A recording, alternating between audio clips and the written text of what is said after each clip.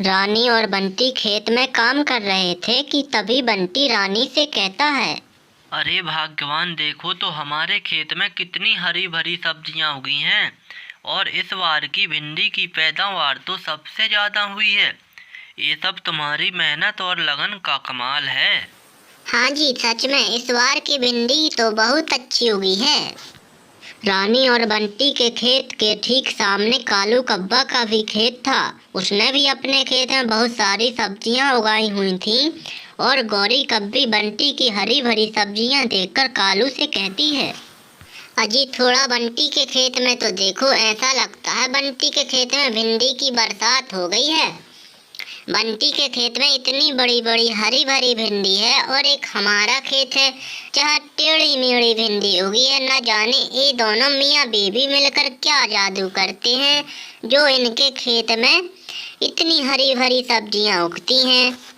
सही कह रही हो गौरी जी, जितनी सुंदर ये रानी है उतनी ही सुंदर इसकी भिंडी है। अजी क्या कहा आपने, जरा दोबारा तो बोलो। अरे मेरी जाने मन, मैं बस उसकी भिंडी की तारीफ कर रहा था और तुम हो कि तुरंत ही गुस्सा हो जाती हो। अब उसकी भिंडी की तारीफ करना बंद करो और ये सोचो कि अब हमारा क्या होगा। सभी गांव वाले तो उसी के खेत की सब्जी खरीदेंगे ना।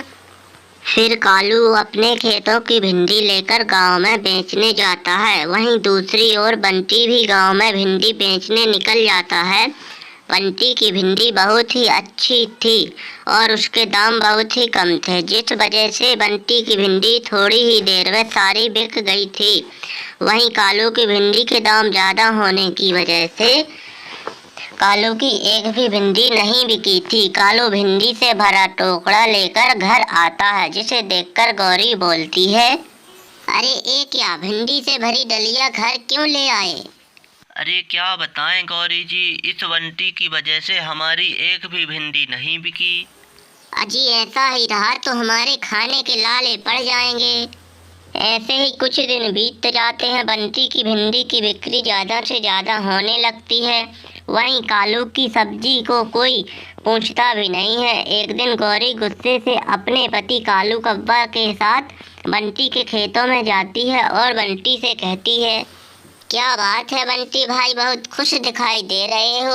और रानी थोड़ा हमको ये बताओ, तुम दोनों मियाँ बीबी मिलकर अपने खेतों में क्या जादू करते हो जो तुम्हारे खेत की सब्जियां खाकर भिंडी इतनी बढ़िया उगी हैं और हमारे खेत की भिंडी देखो ना जाने कैसे टेढ़ी मेढ़ी उगी है। अरे गौरी बहन, हम कोई जादू टोना नहीं करते हैं, हम तो सिर्फ मेहनत करते हैं और बड़े ही लाड़ प्यार से अपनी सब्जियों के पौधों की देखरेख करते हैं। तुम अपने पेड़ों को लाड़ प्यार करती हो तो क्या हम अपने पेड़ों को मारते पीटते हैं?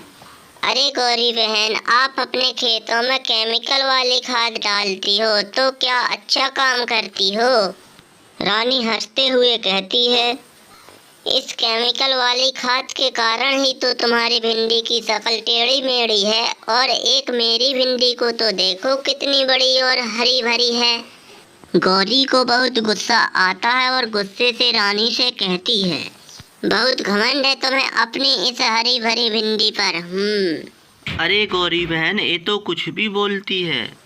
अरे देख भाई बंटी, मैं तो ये कहने आया हूँ कि तू गांव में अपनी भिंडी बेचना बंद कर दे, नहीं तो अच्छा नहीं होगा। हाँ। ऐसा कहकर कालू और गौरी वहाँ से आ जाते हैं। जरा देखो तो उस रानी को कैसे अपनी भिंडी की तारीफ किए जा रही थी और एक कल की आई रानी मेरा गौरी कब्बी का मजाक उड़ा रही थी। इसे तो मैं छोड़ूंगी नहीं। अरे आप हाथ पे हाथ धरे रखोगे या कुछ करोगे भी, आप बिना जब भी करोगे छोटी बात ही करोगे। देखो मैं आग लग जाने के बाद भी वो दोनों हार नहीं मानेंगे। फिर से मेहनत करके वो दोनों हमसे अच्छी सब्जियां उगा ही लेंगे। और उस रानी के हाथों में न जाने कौन सा जादू है जिसकी वजह से उसकी सब्जियां इतनी अच्छी उगती हैं। मैं तो कहती हूँ पहले उस रानी का काम तमाम कर देते हैं, फिर खेतों में आग लगा देते हैं।